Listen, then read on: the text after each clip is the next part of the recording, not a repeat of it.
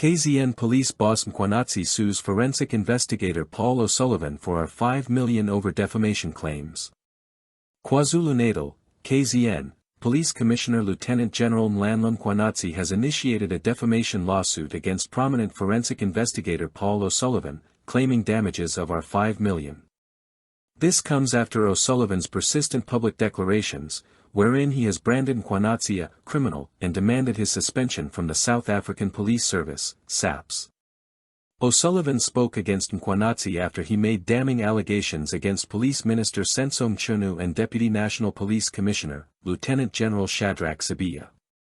This is not the first time O'Sullivan has overstepped the boundary. Last month, Athol Trollip, the Chief Whip of ActionSA, filed criminal charges against the investigator, claiming that he threatened and intimidated him.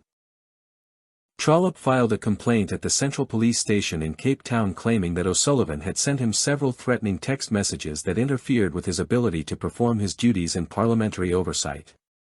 Trollip said that O'Sullivan's behavior was a direct attack on an elected official, and he was of the view that this type of behavior ought to be addressed legally.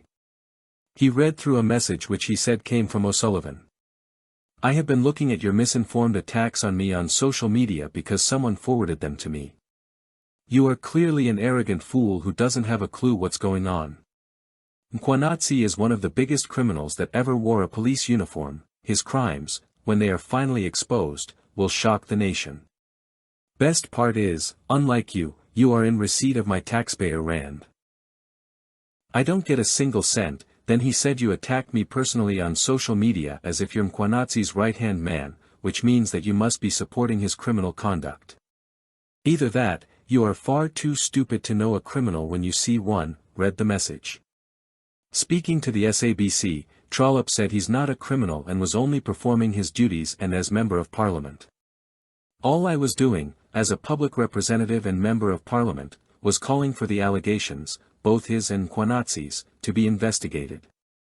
If that intimidates him and elicits this kind of response, it's absolutely melodramatic," he said at the time.